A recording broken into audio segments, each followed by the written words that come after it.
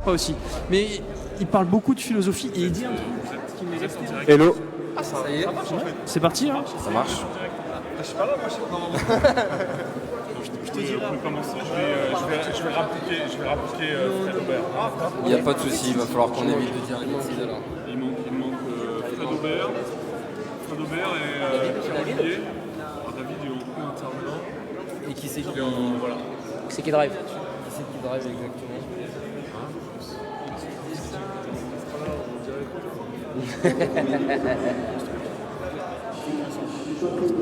On passe à la télé, c'est vrai, on passe à la télé. Seb, viens avec nous, mon gars.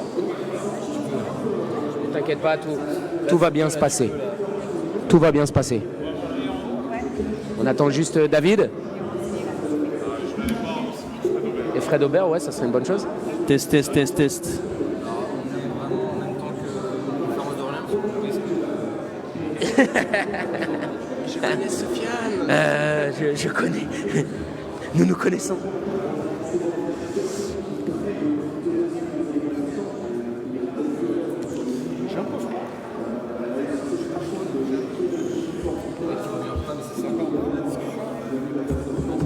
Fred devrait arriver. Monsieur Aubert devrait arriver. Je pense qu'on peut faire un petit tour de table avant que Fred arrive pour savoir qui sont les intervenants. Ouais. Je te laisse te présenter. Pierre-Yves Marchand, 36 ans, préparateur physique depuis 2012 avec quelques créneaux dans le fitness, dans ce genre de ouais, j'ai un peu dévié de mon parcours initial. Et puis mes plus belles collaborations, j'ai eu 3 champions du monde dans 3 disciplines différentes. Et je pense que la thématique que l'on va traiter va être intéressante sur le sport automobile, parce que c'était vraiment intéressant c'était un vrai sujet de s'incorporer dans un staff. Donc Okay. Voilà. Dimitri Juré, alors moi un peu plus jeune, 33 ans, depuis pas longtemps. Parcours un petit peu classique, c'est-à-dire que licence, master. Derrière, j'ai enchaîné avec un doctorat en sciences du sport, du coup. Malheureusement, qui n'a pas pu aller au bout, notamment à cause du Covid. On en parlait un petit peu tout à l'heure. Et du coup, moi, spécialisé un peu plus dans la réathlétisation d'épaule. Donc, le thème va être assez intéressant parce que, surtout que je suis un indépendant. Donc, comment, en tant qu'indépendant, tu peux essayer justement de correspondre avec un staff, parce que des fois, tu as des athlètes justement qui font appel à toi, qui sont avec un staff, etc. Donc, les staffs, ils ont l'impression d'être un peu squeezés, etc. Donc, ça peut être intéressant justement de parler un petit peu de tout ça. Monsieur Pierre-Olivier Lavaux, je crois qu'on se connaît. On se connaît. On s'est déjà vu une fois ou deux. On s'est je crois. quelques fois croisé, Monsieur Florence, effectivement. On s'est vu au curling, c'est ça? Voilà, au twirling bâton aussi. Voilà, c'est ça, ouais. Voilà. Champion local? Voilà, c'est ça. Non, plus sérieusement, oui. Donc sur un centre de formation et sur le directeur de la performance en particulier au niveau du club, bah, évidemment, dans un sport comme le nôtre, au rugby, dans le rugby professionnel, on est obnubilé comme dans tous les sports de haut niveau par la performance, mais à un tel point qu'on peut tomber dans les dérives, et c'est vrai que C'est là, on accueille un petit jeune, voilà, il a un petit peu perdu sur À la place du chef. le chef, voilà. le On chief. va, Le chef, on va faire Fred, tu vas venir comme ça, il va ici, animer. moi je vais aller là-bas. Voilà. Et hop, c'est magique. Donc on est au complet. Donc on en était à toi, Pierre-Olivier. Oui, donc effectivement, hein, dans un sport comme le rugby et le rugby professionnel, et Fred évidemment nous confirmera tout ça, l'optimisation de la performance, la centralisation de la performance autour d'un directeur avec une vue et un recul un peu plus global sur l'ensemble, c'est essentiel, notamment dans notre sport où effectivement ça peut être la course à la masse, ça peut être la course au volume, ça peut être la course à la séance, on peut vite tomber dans les dérives, le surentraînement, les mauvaises pratiques, et d'avoir une personne qui centralise, qui a un regard omniscient sur cet ensemble-là, moi ça me paraît indispensable. Ok. Sofiane, Je suis Sofiane Batiki, j'officie actuellement dans les staffs de l'équipe de France de ski, notamment en ski de boss. Donc nous on a un micro-staff, mais ça reste un staff quand même, donc on a toujours, ça va être intéressant de parler un petit peu des difficultés de communication parfois, de mise en place de staff et des bonnes compétences au bon endroit.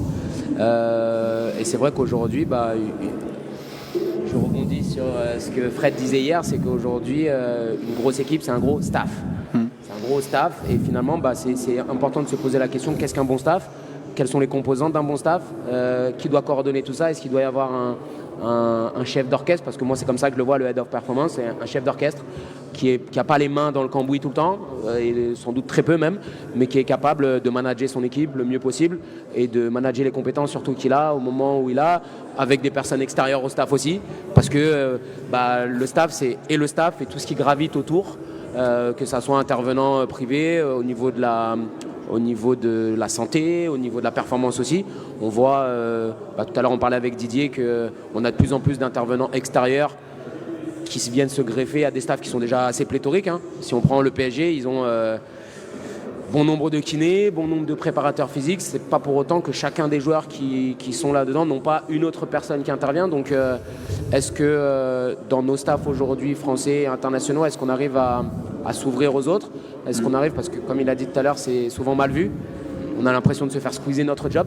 Moi, dans mon staff, j'ai des gens qui travaillent avec d'autres.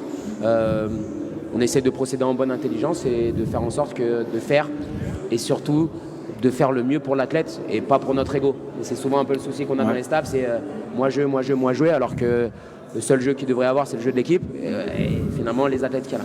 Ok. Bonjour monsieur, vous êtes Un petit jeune. Un petit jeune ? Vous êtes le papa de Sofiane ? C'est ce qu'on m'a dit hier. On m'a dit apparemment Le dans petit quelques Sofiane années, est tu vas attendu ressembler par à son Fred. papa J'espère. à l'ETS Live. Je peux adopter Sofiane, il n'y a aucun Sans problème. J'en sortirai grandi comme papa potentiel. Voilà. Alors moi j'ai une question Alors là. J'ai une question à te poser. Fred, toi tu as œuvré dans différents sports avec différents staffs. Tu as vu l'évolution des staffs au fil du temps. Rugby, je crois, je ne suis pas sûr, mais je crois que tu as fait un petit peu de rugby avec un certain Bernard Laporte, voilà. Entre autres. Basket, avec un certain Vincent Collet, c'est ça ? Pierre Vincent. Voilà, c'est ça. Il y a Pierre Vincent pour l'équipe de France féminine et Vincent Collet pour l'équipe de France masculine. Voilà. Du coup, une petite expérience, quoi. Ouais.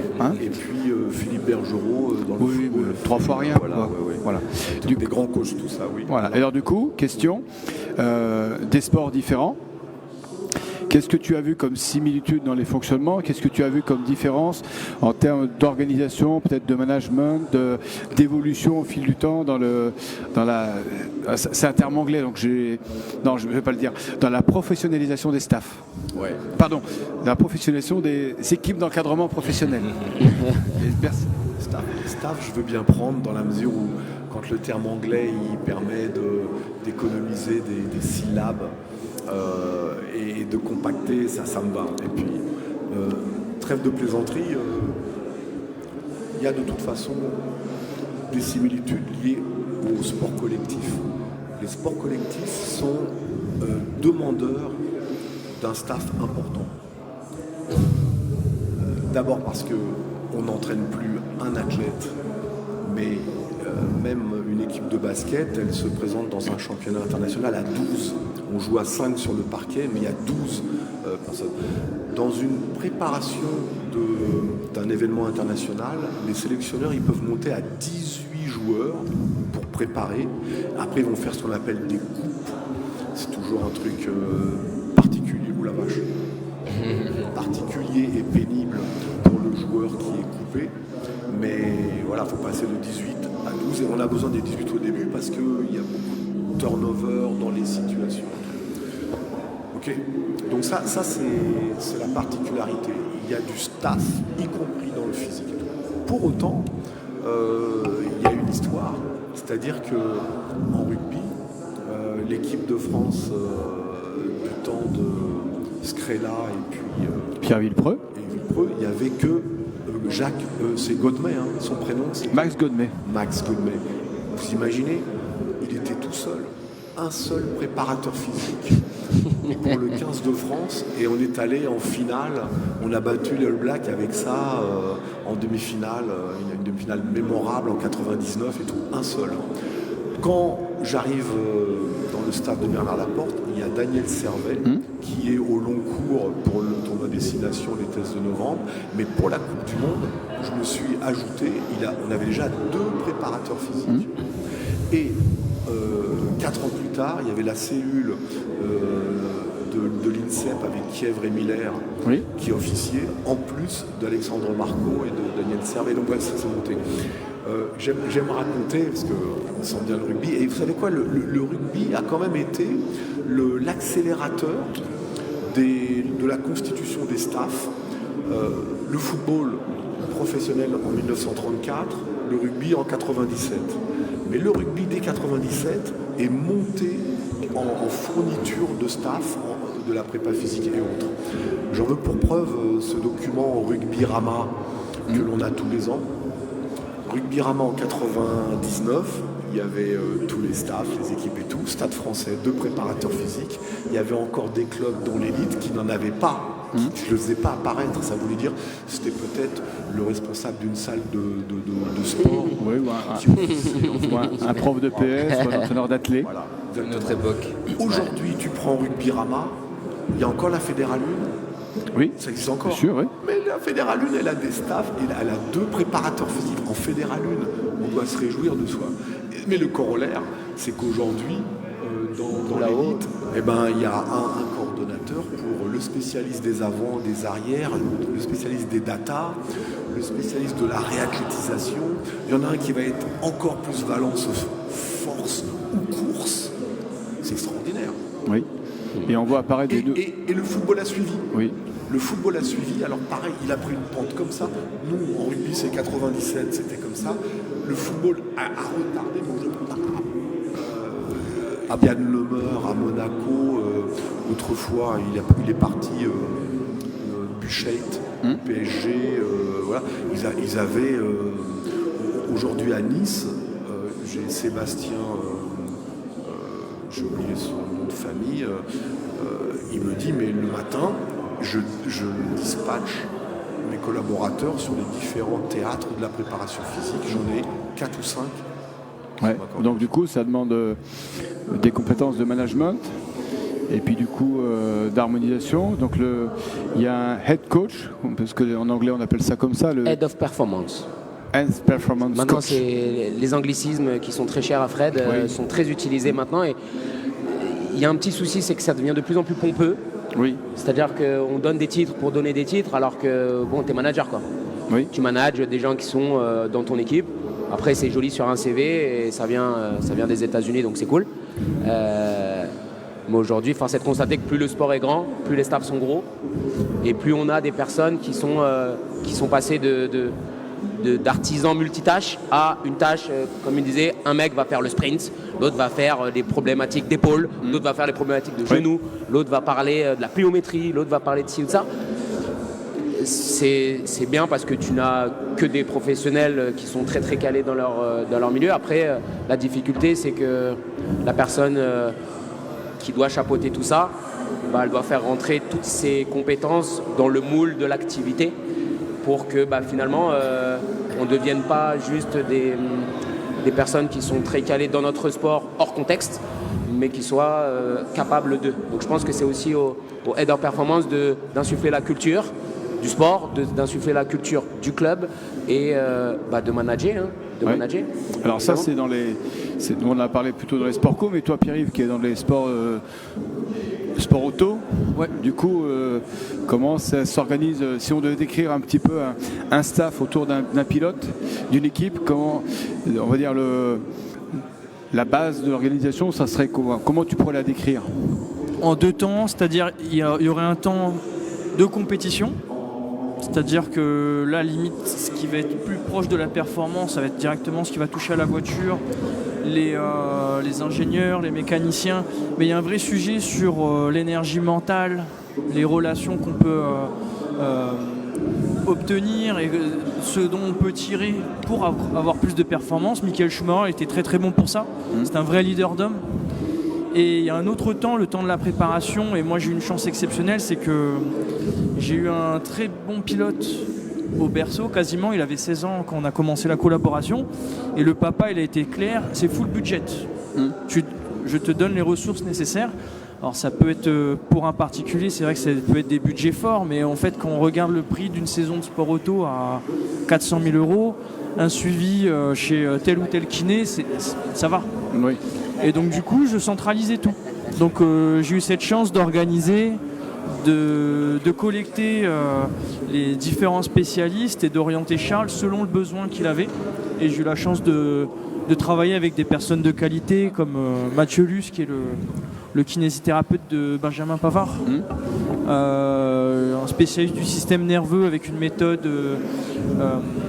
de rééducation oculaire, le kiné vestibulaire, le kiné l'orthoptiste, pardon, l'ostéopathe. Je collectais tout, j'organisais et puis moi du coup je déléguais pas mal et je m'occupais principalement, enfin complètement même, de la partie athlétique. D'accord. Et ça, c'est organisé par l'écurie ou c'est le pilote qui... C'est le pilote, pardon. C'est le pilote qui gère ça.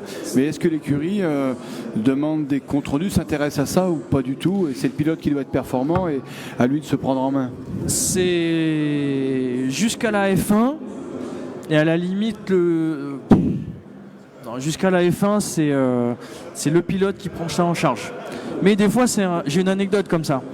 Un des premiers accompagnements que je fais avec Charles, on part en Nouvelle-Zélande et sur le deuxième circuit il y avait 5 virages, donc c'est très sélectif parce qu'au final c'est au millième quand c'est comme ça, et le premier virage à gauche il perdait 2 dixièmes, ce qui était énorme.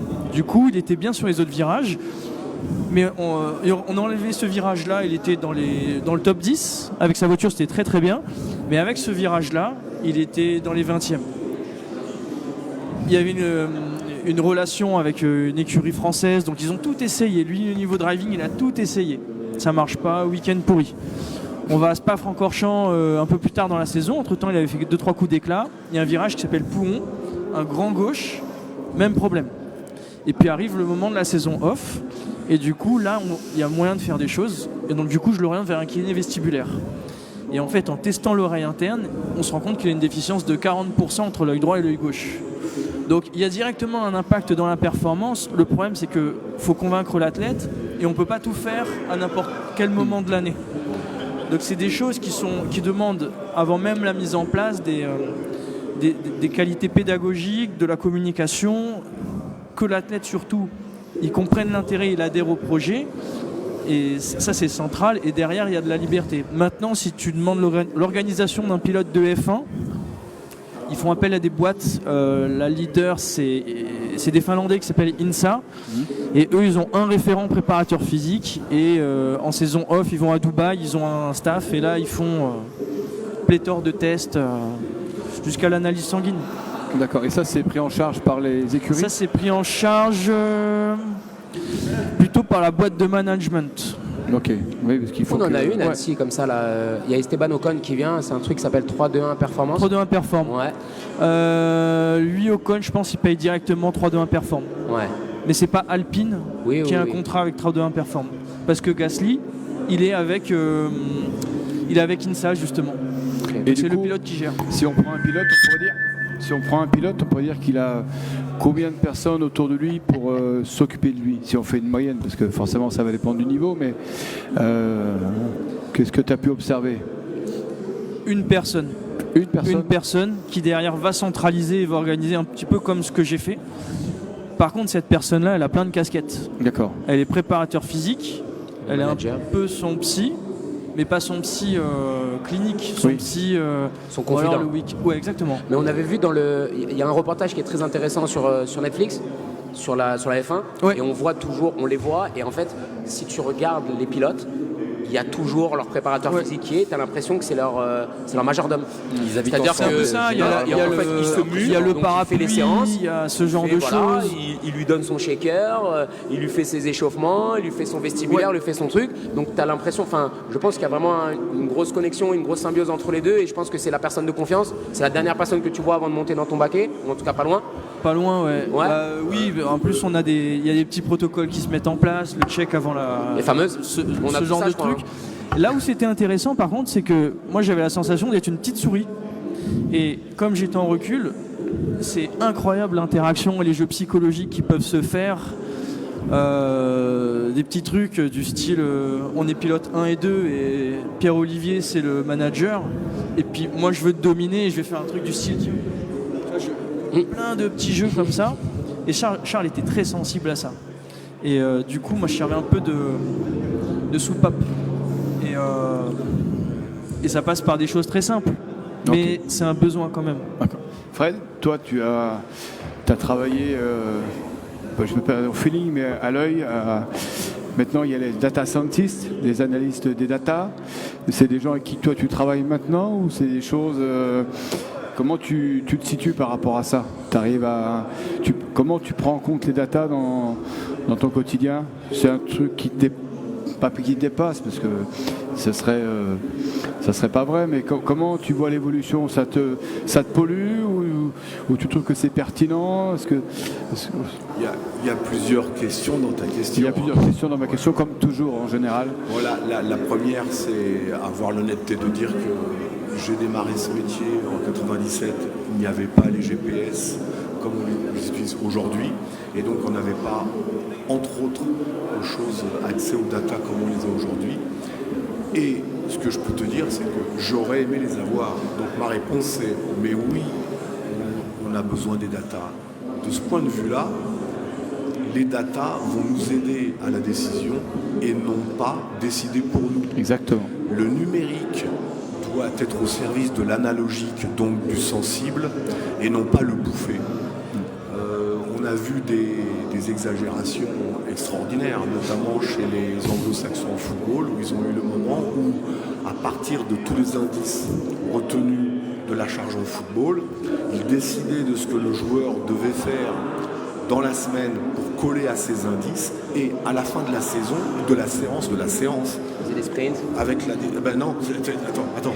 C'est-à-dire que pour le joueur qui n'avait pas fait la quantité d'actions en intensité qui était déterminée, il faisait un extra pour combler ce qu'il n'avait pas fait.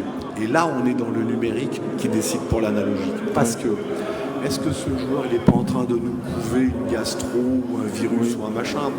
Quel problème il a eu dans sa famille intimement qui fait que là, il n'a pas... Alors, on poussait les feux pour qu'il y ait les coches casées et qu'on complète la charge, et il y avait blessure. Oui. Parce qu'on n'allait pas chercher le pourquoi il n'y avait pas cette réponse à la quantité d'efforts décidés par les data. Donc encore une fois, oui, si on tourne le dos à tout ce que peut nous apporter comme information supplémentaire, tous les instruments générateurs de données, on se trompe. Mais on doit rester décisionnaire et vigilant, et voilà.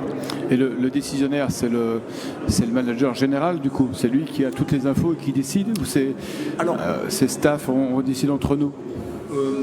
On a parlé de ce scientiste, le directeur de la performance, qui est un coordonnateur. Si c'est un vrai coordonnateur, eh ben, il prend à vie. C'est-à-dire que à la fin, il y a quelqu'un qui va décider, mais il faut qu'il ait décidé en ayant pris à vie. Et on le sait, une salve de données numériques peuvent être lues différemment par le kiné, par le spécialiste de la force ou de l'énergétique, ou ce que je veux. Donc voilà, les datas sont celles-là. Les informations que l'on a sur l'état des joueurs et sur la cible qu'on a à atteindre du prochain match, qu'est-ce que vous en pensez? Et à la fin, oui, il y a quelqu'un qui décide. J'aimerais glisser que hier, dans le journal L'Équipe, il y avait un super article sur le mal-être des médecins dans le football au regard de la présence des directeurs de la performance désormais. Et là, pour faire le lien entre mon vécu et aujourd'hui,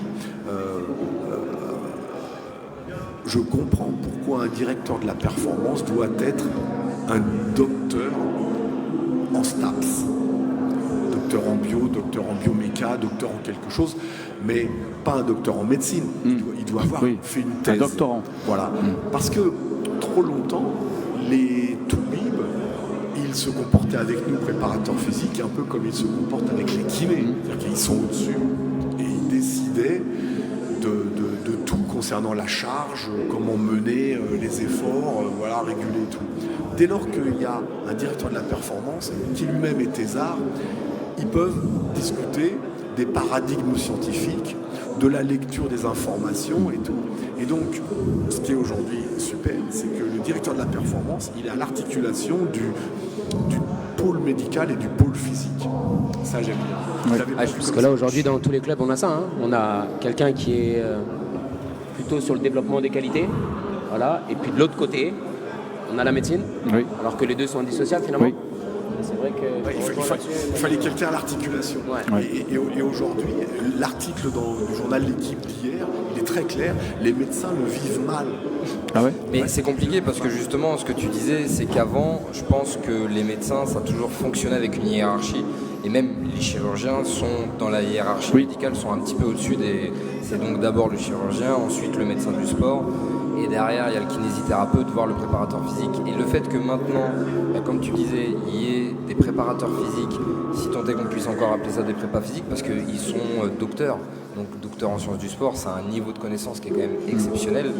Et c'est vrai que derrière, ça rabat un peu les cartes. Et le médecin a un petit peu du mal des fois à partager ces choses-là dans le staff, parce que c'est compliqué.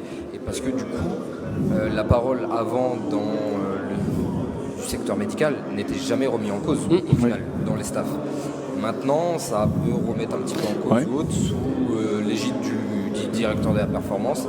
C'est peut-être là aussi où des fois on a des conflits qui peuvent être compliqués. On l'a vu au rugby avec la blessure d'Antoine Dupont, où tout le monde était pendu aux lèvres. Que va dire le médecin qui a évalué sa pommette?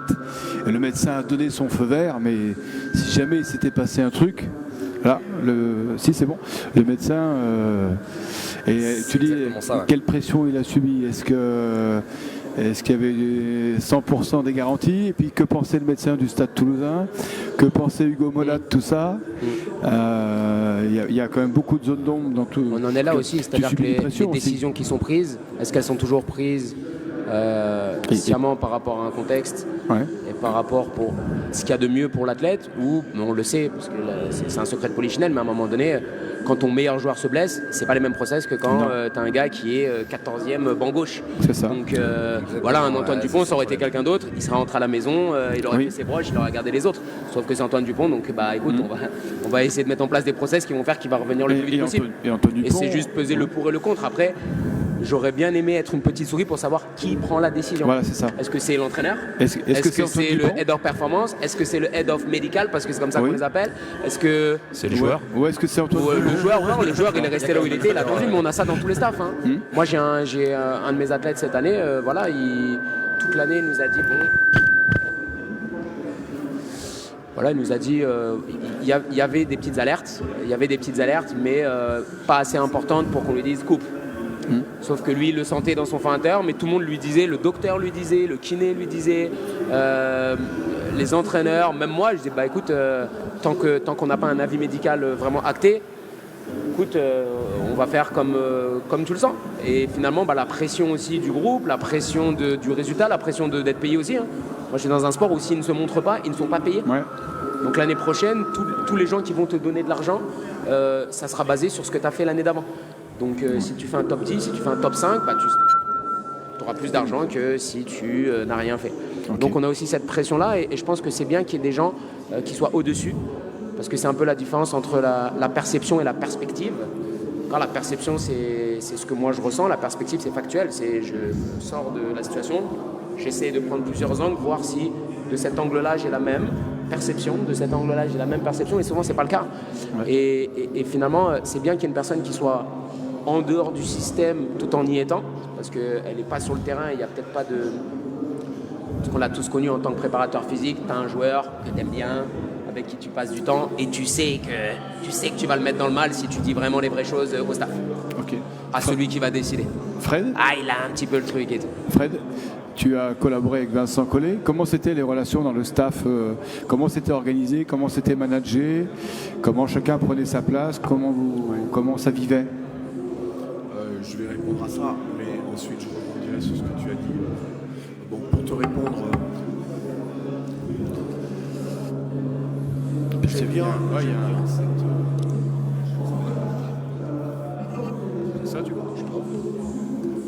j'aime bien cette métaphore du sous-marin. Où on peut considérer qu'une sélection, alors pour le coup même un club, mais je vais parler d'une sélection équipe de France, est un sous-marin, et le sélectionneur, c'est le pacha. Le pacha, on le sait, c'est le nom donné au commandant du sous-marin, celui qui a le périscope, qui décide de là où on doit aller, si on tire la torpille, sur quel bateau, et combien de temps, etc. Et le pacha, il dispose des spécialistes du sonar, le sous-marin étant quelque part un engin aveugle, le sonar lui donne une vision, il y a plusieurs niveaux de sonar, il y a la radio, et puis il y a la salle des machines. Et nous, préparateurs athlétiques, on peut se considérer dans la salle des machines, et c'est pas rien. Qu'est-ce qui reste comme carburant? Moi, dans ma métaphore, je serais plutôt, excusez-moi, mais avec les sous-marins encore diesel, pas les sous-marins nucléaires. Je peux même aller jusqu'à U-boat allemand avec le snorkel et tout.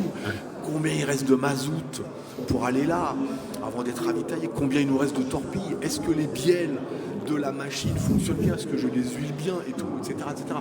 Et on est dans la salle des machines et on fait remonter. Attends, on a un problème de micro, Fred. C'est bon? Non? C'est bon, Théo? Okay. Voilà, excuse-moi. Et on fait remonter au pacha toutes les informations relatives à l'état de la machine, la dimension athlético-physique. Est-ce que le sous-marin pourra aller à la destination? À quelle vitesse? Faut-il remonter à la surface parce qu'on n'a plus d'oxygène et faire fonctionner le snorkel? Ça, c'est intéressant. Ouais. Bon, alors,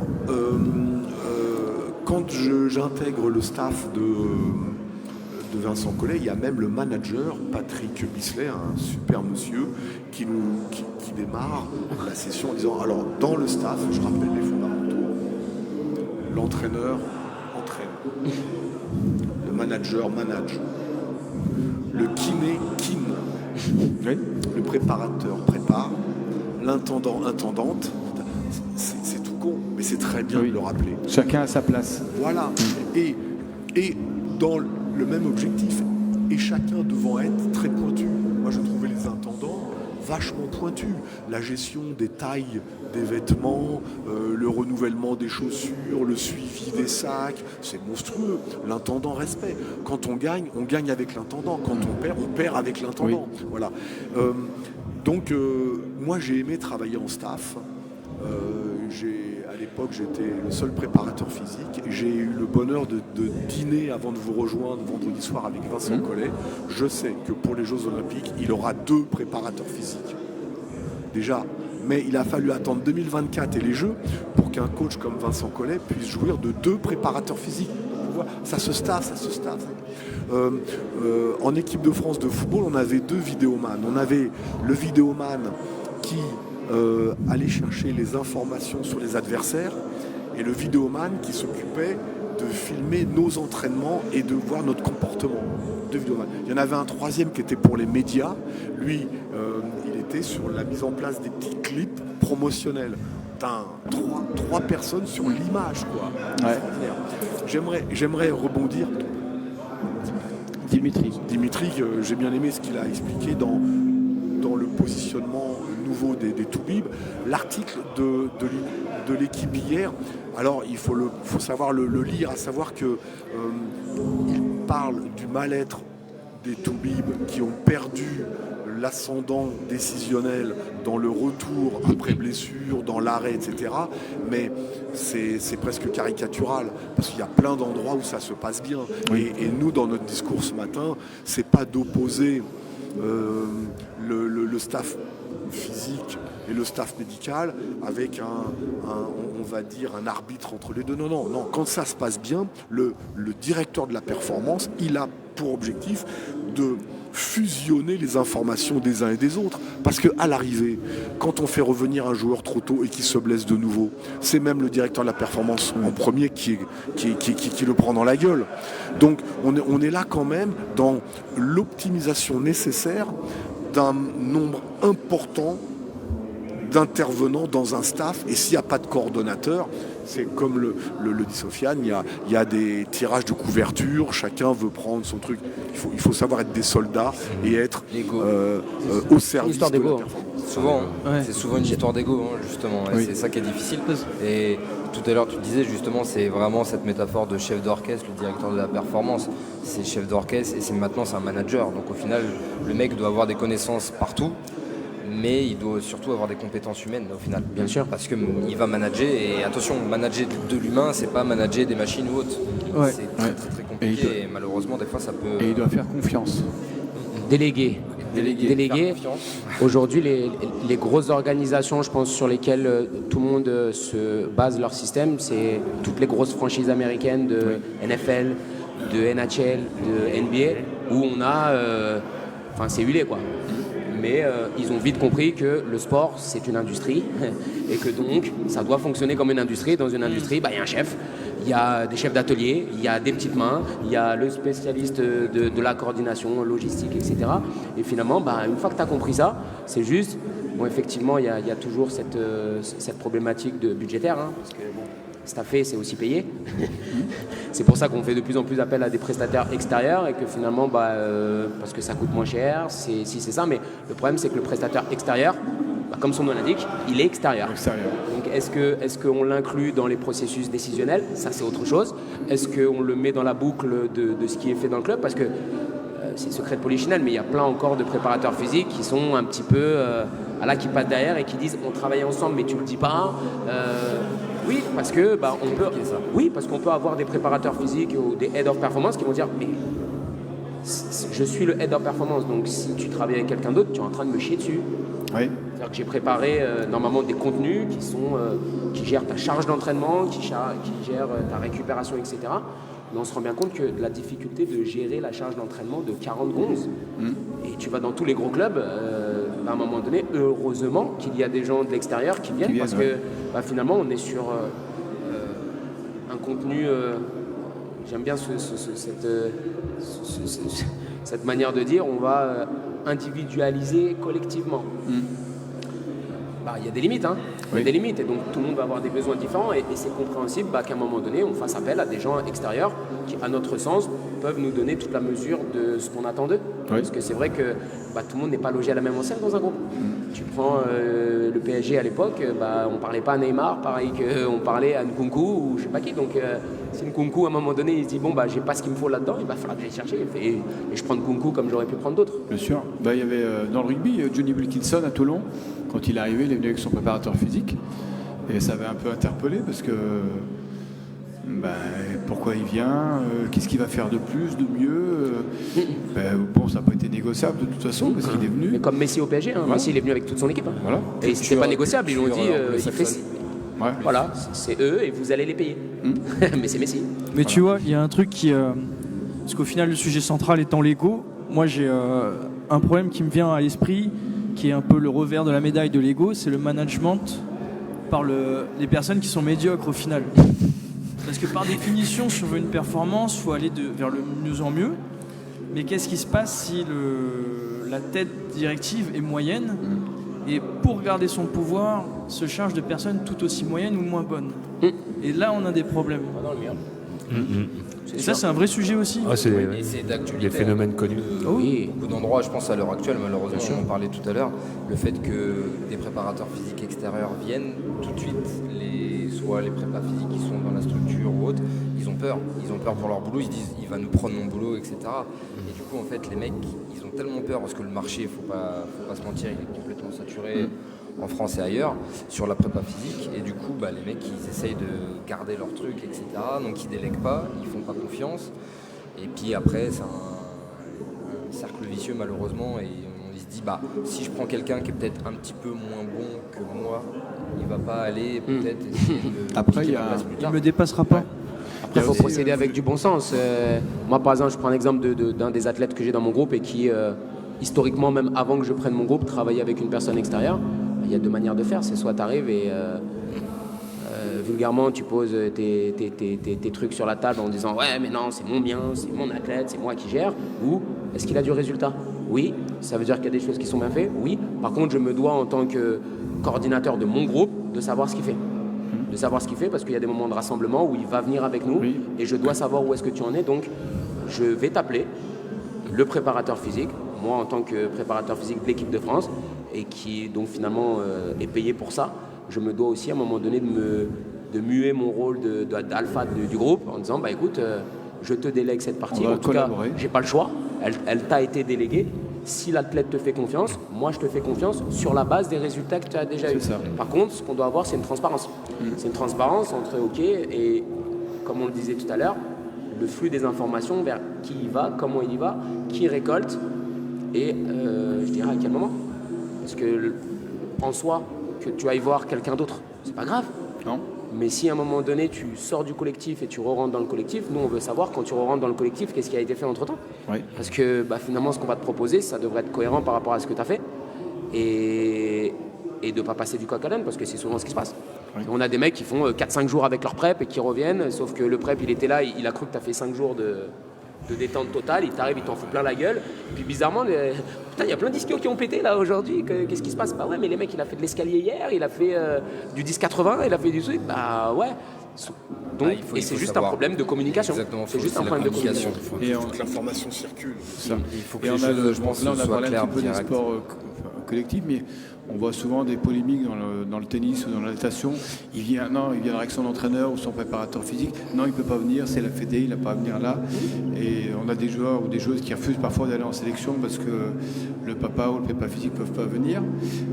Dans l'athlé, on a l'entraîneur athlétique, mais il y a le préparateur physique. Comment ça se passe dans l'athlétisme? On a aussi un staff qui est étoffé. Si on prend par exemple Kevin Mayer, tu sais un peu comment il est organisé autour de lui? Alors, là encore, il y a plusieurs questions comme d'habitude. dans ta question. Tout d'abord, l'athlétisme a eu des périodes d'évolution, pour pas dire de révolution, et moi je dois rendre hommage à un DTN, Richard Descou, avec qui je ne me suis pas bien entendu au tout début, mais finalement on s'est très bien trouvé. Ça a été ma dernière année dans l'athlétisme, et Richard Descou est ce DTN qui avait pensé que sur une compétition internationale, un championnat d'Europe ou un championnat du monde, car c'est possible de le faire, on peut faire venir l'entraîneur de l'athlète sélectionné. Après, c'est une question d'articulation, mais c'est cohérent dans un sport individuel. C'est quand même l'entraîneur de l'athlète au long cours, toute la saison durant, qui amène son athlète au niveau d'être sélectionné pour la compétition. Alors après, l'entraîneur national, pour le coup, il devient un peu coordonnateur, facilitateur dans les entrées de stade, les accès aux installations d'entraînement, d'échauffement et tout, mais il doit accepter d'être coordonnateur de ces entraîneurs dans la discipline qu'il pilote. Ça, c'était un vrai progrès. Bien évidemment, on doit quand même aller vers les problématiques d'ego, pas prendre plus de place que l'autre, mais chercher simplement à mettre à l'aise le sportif dans le fait que son entraîneur est là, y compris pour l'événement ultime. Au jeu, c'est très compliqué. Au jeu, le CIO impose des quotas tels et des systèmes d'entrée qui fait que ça, c'est moins réalisable. S'agissant maintenant des staffs autour d'un athlète. Kevin a très vite montré, mais sa discipline l'exige, quand tu fais 10 disciplines, y a-t-il l'entraîneur qui est capable de t'accompagner dans la totalité de tes 10 disciplines? Donc de fait déjà, le décathlon se prête à la multiplication des coachs pour servir. Et puis il y a effectivement un préparateur physique qui lui est générique et qui pense à ton squelette, à toute ta dimension fonctionnelle équilibrée et harmonieuse. Et lui, il ne va pas t'entraîner a priori dans tes disciplines techniques, même si j'ai appris qu'il pouvait le faire aujourd'hui. Faut aller plus loin, plus en amont. Sergueï Boubka était le perchiste qui avait un prof de musculation, un prof de gymnastique et son entraîneur de saut à la perche qui, pour le coup, coordonnait les deux autres.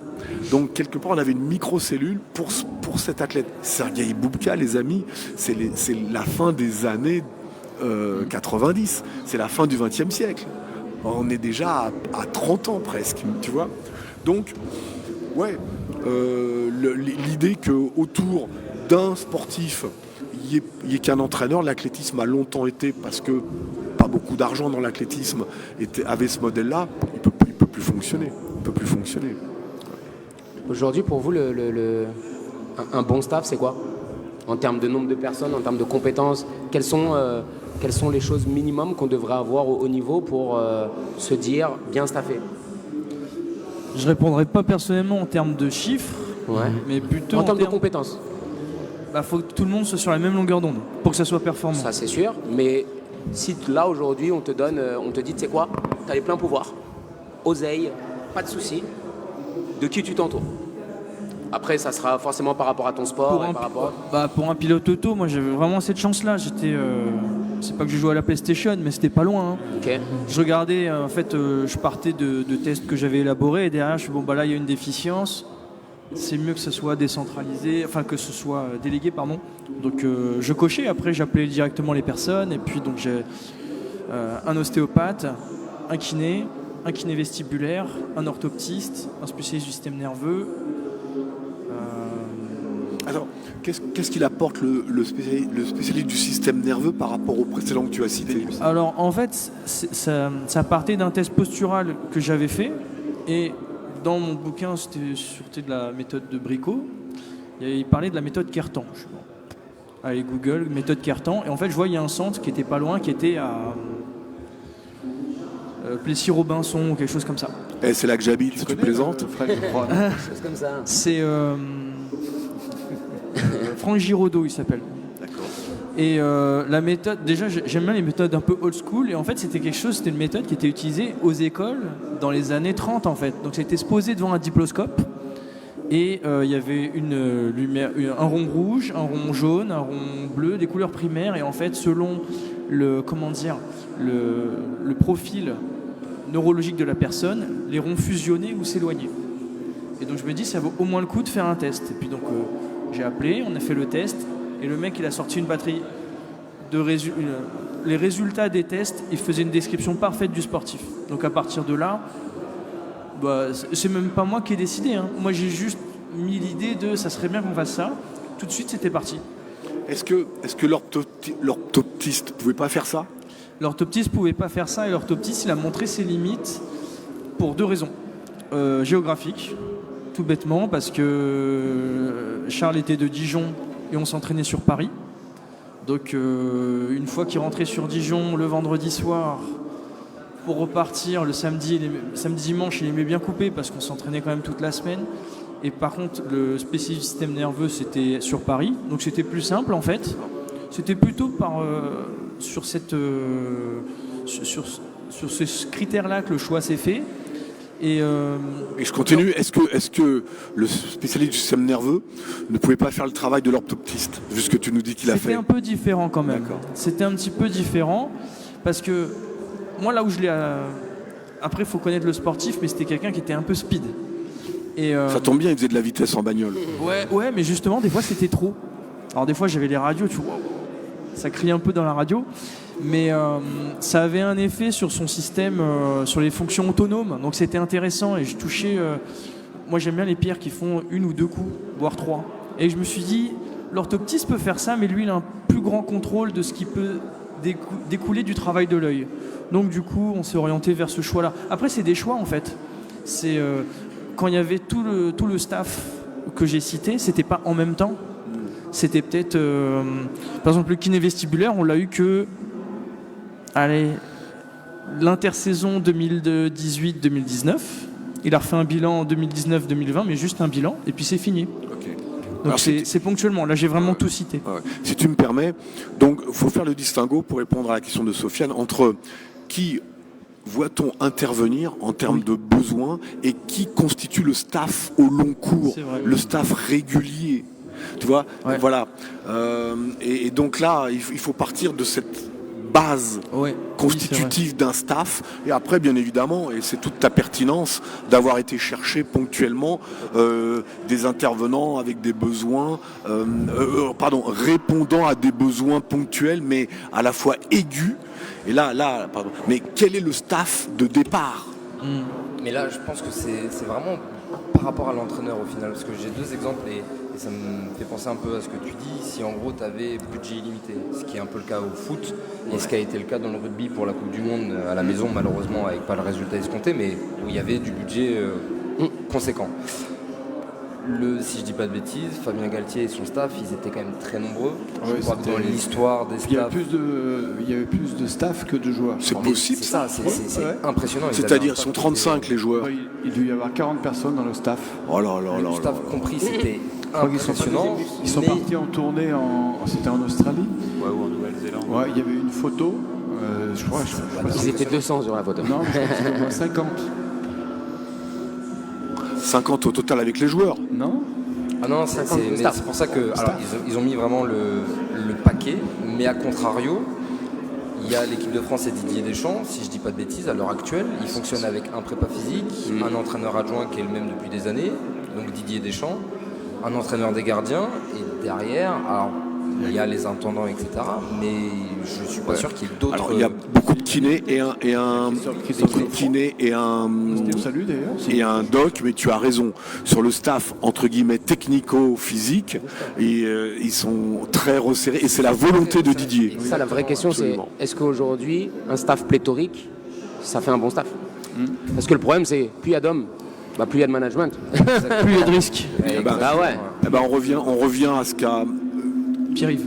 on revient à ce qu'a dit Pierre-Yves, il faut répondre à des besoins, c'est ça. C'est-à-dire que si vraiment autour d'une équipe de rugby, il faut un staff tout confondu, parce qu'il doit y avoir les médias là-dedans, il doit y avoir la vidéo et tout.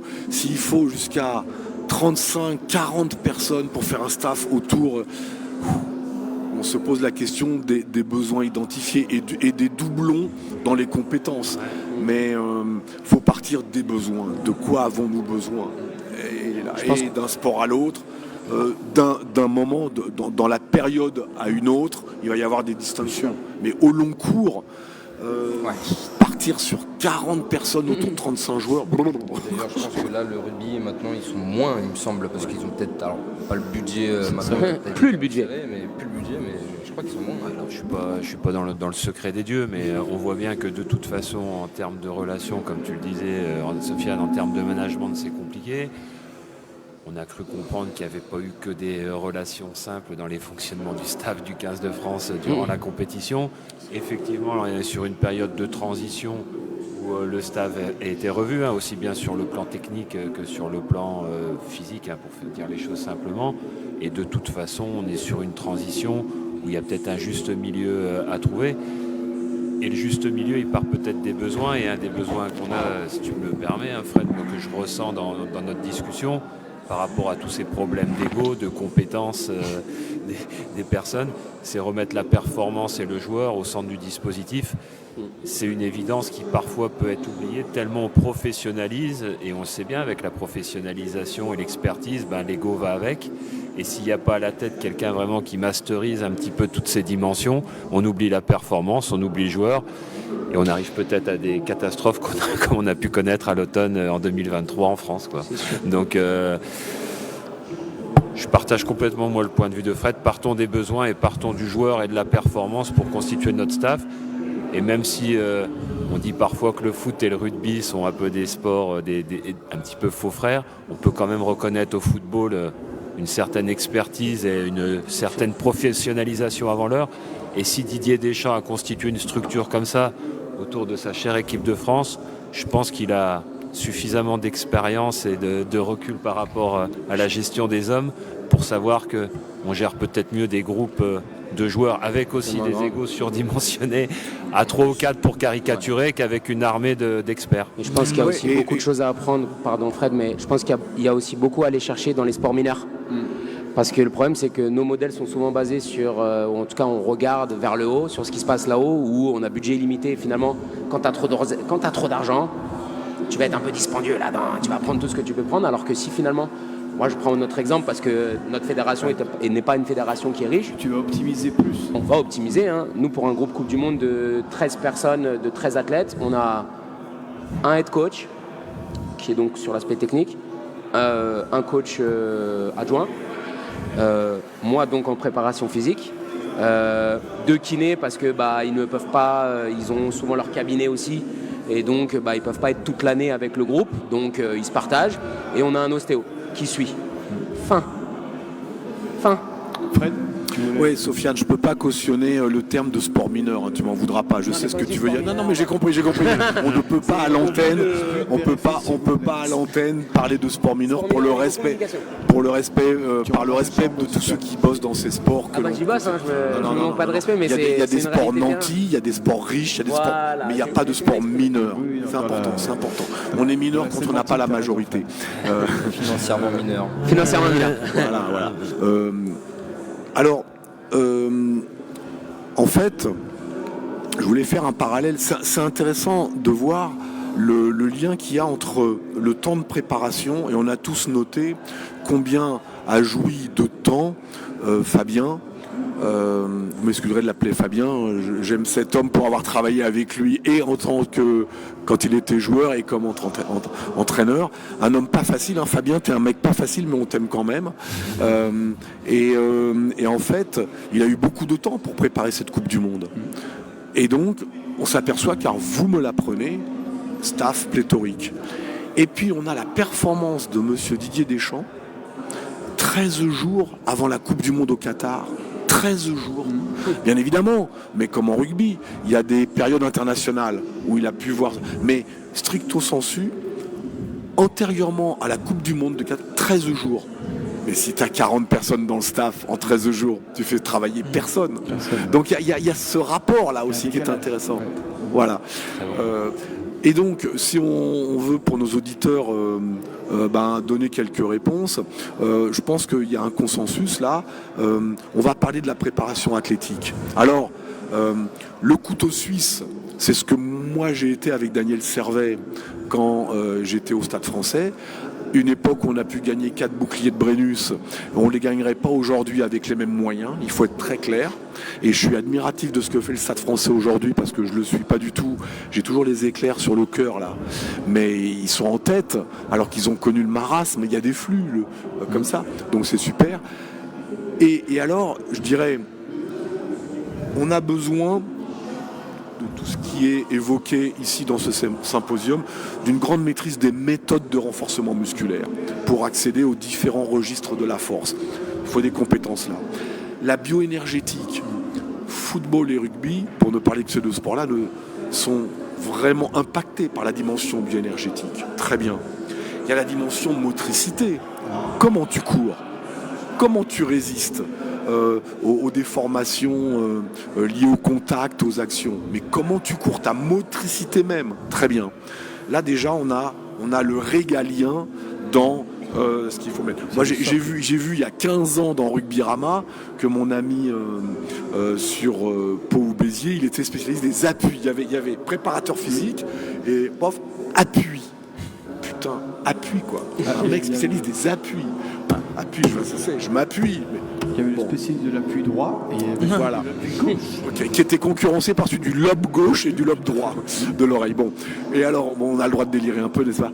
Et donc, finalement, l'idée quand même, c'est que le spécialiste du renforcement musculaire, celui de la motricité et celui de la bioénergie, chacun doivent bien connaître le rugby aussi, ou le football, ou aussi, pour ensuite se connecter entre eux et voir en direction du directeur de la performance, qu'on appelle, je crois, outre-Manche, Head Performance. Oui, c'est ça. D'accord. C'est PD d'anglais. Eh bien, il y aura des coupures, je ne sais pas, mais... Oui, il y a eu un blanc. D'accord, bip, très bien. Eh bien, en fait, le directeur de la performance va ensuite prendre les informations de ces 3 compétences, de ces 3 domaines de compétences, mais chacun interconnecté au service de rugby. Parce que l'image des années 80, c'était le club de rugby qui confiait ses joueurs à un spécialiste dans la salle de muscu. Le gars, il les attendait dans la salle de muscu et il les faisait pousser. Mais il connaissait pas grand-chose du rugby, si ce n'est qu'il fallait pousser. Voilà. Pareil, si on fait de la bioénergétique et si on était du temps de celui qui s'occupait de Brive et qui était marathonien, on a... Voilà, Bernard Faure. On a une vision bioénergétique de la durée. Si vous ne tenez pas 40 minutes en footing, c'est pas parce que la partie fait 2 fois 40 minutes qu'il faut tenir 40 minutes. Quand on voit aujourd'hui ce qu'on connaît grâce aux data, grâce aux données physiques liées au GPS, on sait qu'il y a des réitérations qui dépassent la simple tenue. Donc, très bien. Donc, connaître depuis la bioénergétique, depuis les registres de la force, depuis la motricité, ce qu'est le rugby et travailler en direction. Parce qu'en face, on a celui qui va être spécialiste de la défense dans le rugby, des lignes arrière, des lignes avant, de la mêlée également. C'est-à-dire que dans le domaine du technico-tactique, on a également se développer des compétences et tout. Vous vous rendez compte un peu comment ça... Mais c'est extraordinaire. et j'aimerais compléter, plutôt prendre le problème à l'envers. On imagine, je fais partie des personnes, d'une des 50 personnes qui sont parties en Australie. Et au final, j'arrive en Australie, donc j'ai quitté ma femme, mes enfants, je suis dans un staff, donc je suis fier de faire partie de l'équipe de France, donc je suis très excité. Et sur 24 heures, Je fous rien. voilà, je fais rien du tout. Et à un moment donné, je me dis quoi ? Faut peut-être que je prouve, Et ça, c'est source à emmerde en Les fait. petits staffs sont là. Hein. Oui. Il y a des moments, je donne toujours cette anecdote, on est parti faire les championnats du monde en Géorgie. Mon rôle de préparateur physique, j'ai dû l'avoir sur une semaine en temps cumulé. Tu fais les échauffements. 1h15, Voilà. 2 heures d'interaction réellement sur ce qu'on me paye pour faire, c'est-à-dire faire les échauffements parce que je ne suis pas sur les skis non plus. Donc faire les échauffements, faire les récup, et finalement tout le reste c'était gentil organisateur. Ouais, moi Je suis avec vous, la vie du groupe, le ci, le ça, donc tu es là et tu te dis putain j'ai fait toutes ces études, Ouais. j'ai fait tout ce truc là, j'ai pris un avion pendant 7 heures pour être en Géorgie, je suis comme ça, pour faire les échauffements le matin, et j'ai certains de mes athlètes, moi, parce que l'objectif c'est quand même de les rendre assez autonomes, et donc ils ne partent pas tous à la même heure, donc ils n'ont pas les mêmes protocoles d'échauffement au même moment. Et donc j'ai des athlètes, moi, qui me disent, notamment Perrine Lafont, qui est notre figure de proue, qui ne veut pas parler avec moi pour l'échauffement. Elle sait tout ce qu'elle doit faire, mais elle veut absolument que je sois là. Ouais. Donc je dois être à côté, elle fait son truc, je ne parle pas, je place les cônes, Ouais, mais tu es là. je place l'iPad parce qu'on fait un petit peu, voilà. Elle fait, on se check, on se salue, une petite tape à l'épaule, et je sais que si ça, on ne l'a pas sur ce truc-là, c'est peut-être quelque chose qui ne va pas la mettre bien. Mais je me suis dit, mais vraiment, j'ai passé, voilà, j'en plaisante souvent, j'étais un intermittent du spectacle avec plus d'intermittence que de spectacle. Oui. Mais il y a une petite différence. Moi, je comprends bien ce que tu as évoqué. Quand on est pléthore et puis qu'on n'a pas de grain à moudre. Mais toi, ce qui est différent, c'est que tu as bossé beaucoup avec ces sportifs-là. Et sur le théâtre de la compétition, effectivement, la préparation physique, entre guillemets, a fini son show. Exactement. Sauf que c'est important pour toi, et j'aime bien ton témoignage parce que tu nous expliques quand même que tu sécurises mentalement Perrine par ta présence. Tout à fait. Après que l'interaction ne soit pas intense à ce moment-là, c'est son mode de fonctionnement. C'est normal. Tout à fait. Voilà. Mais t'es là. On en revient à l'ego. Voilà. Si j'étais quelqu'un... Non, mais si j'étais Attends, quelqu'un... laisse-moi finir. Mais en tout état de cause, toi déjà, ta présence elle est importante par rapport à ce que tu emmagasines de données dans son fonctionnement, que tu es sur le théâtre de la compétition. Pour nous, préparateurs athlétiques, c'est parfois frustrant de ne pas voir ce qui se passe dans la compétition. En tennis, ça peut être un biais. Les préparateurs physiques des joueurs de tennis sont pas souvent sur le théâtre de la compétition. Or, il faut voir ce qui se passe en match de tennis pour mieux faire ton boulot de préparateur. Voilà. Pour rebondir sur ce que tu dis, j'ai un de mes meilleurs amis qui était préparateur physique / kiné de Serena Williams. Et donc, bon, ça dépend aussi de l'athlète, parce que c'est l'athlète qui te paye. Donc, à un moment donné. Décidé pour venir, mais il n'a pas pu. Greg Ouais. L'année prochaine, je vais mais c'est vrai que je disais, il y a aussi l'histoire d'ego, c'est-à-dire que des fois tu peux te dire, et revenir sur ce que disait Pi, c'est qu'à un moment donné tu dis, bon j'ai bien fait mon travail en amont, mais j'ai envie de faire partie aussi de cette pyramide de la performance le jour même, et ne pas connaître ta place le jour de la performance, et de se dire, bah oui, moi le jour de la performance, Sofiane, tu ne serviras pas à grand chose hormis sécuriser. Et il faut l'accepter, de dire, bon bah t'es le bibelot qu'on va mettre sur le côté, et des fois tu peux te dire, non, moi je fais partie des gens qui poussent le truc, qui insufflent. Donc ça, on en revient encore à l'ego. Ouais, mais c'est une question de positionnement par rapport à notre registre. J'aime cette phrase. La préparation physique est à la performance, la grammaire est à la poésie. Exactement. Lorsque mes joueurs du Stade français étaient en finale au Stade de France et qu'ils gagnaient, je me sentais un tout petit bonhomme à ce moment-là, émerveillé comme un gamin devant le sapin de Noël. Je me disais mais ils savent faire tout ça. Et que là, alors après j'ai pu faire les échauffements avant les finales, mais le tout premier titre en 98, c'est Daniel Servet qui fait l'échauffement. Moi je suis dans les tribunes avec mon épouse et je regarde ça, je trouve ça fabuleux, mais le boulot je l'avais fait avant. Donc mon ego il n'est pas blessé si je considère que la préparation athlétique, comme son nom l'indique, elle est préparatoire à, et que plus on arrive proche de l'échéance, plus on est une lame d'affûtage et une feuille d'aluminium, on enrobe le truc, mais c'est fait quoi. C'est fait. Parfait. Donc t'es pas quand tu vois tout ce que tu as pu faire avec tes skieurs et skieuses, il est là, ton ego il est récompensé. Puis il le sait. Si vraiment l'ego a besoin d'être quelque part là-dedans. Voilà. Messieurs, it's time to go. Il est l'heure de On aurait pu parler tout C'était un plaisir. ensemble là, on peut continuer à table. C'était bien. C'était un plaisir en tout cas. Des pizzas si tu veux. Merci les gars. Merci les gars, merci beaucoup, c'était super. Bon, merci messieurs. Tu connais Quentin Hott ? Je connais, mais on n'est pas au même endroit. Forcément des